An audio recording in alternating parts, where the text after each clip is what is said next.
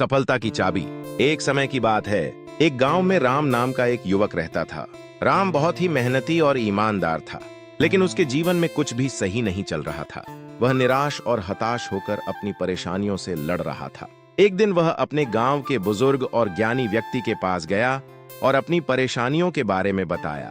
बुजुर्ग व्यक्ति ने राम की बात ध्यान से सुनी और उसे एक कहानी सुनाई। उन्होंने कहा, राम, एक समय की बात है। एक राजा था जिसने अपने राज्य के सबसे कुशल और मजबूत योद्धा को बुलाया।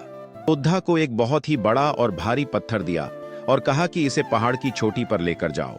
योद्धा ने बहुत कोशिश की, लेकिन पत्थर को उठाना उसके लिए संभव नहीं था। वह निराश होकर वापस आया और राजा से कहा कि यह असंभव है। राजा ने फिर एक साधारण से किसान को बुलाया और वही पत्थर उसे दिया। किसान ने बिना किसी सवाल के पत्थर उठाया और धीरे धीरे एक एक कदम चलते हुए पहाड़ की चोटी पर पहुंच गया। योद्धा ने आश्चर्यचकित होकर पूछा, यह कैसे संभव हो सकता है? किसान ने मुस्कुराते हुए उत्तर दिया, मैंने पत्थर को छोटे छोटे टुकड़ों में तोड़कर उठाया और धीरे धीरे चोटी पर पहुंच गया। बुजुर्ग ने राम से कहा, जीवन में भी समस्याओं को छोटे छोटे हिस्सों में बांटकर और धीरे धीरे हल करके ही सफलता प्राप्त की जा सकती है। अगर तुम भी अपने जीवन की चुनौतियों को छोटे छोटे हिस्सों में बांटकर हल करोगे तो सफलता अवश्य तुम्हारे कदम चूमेगी।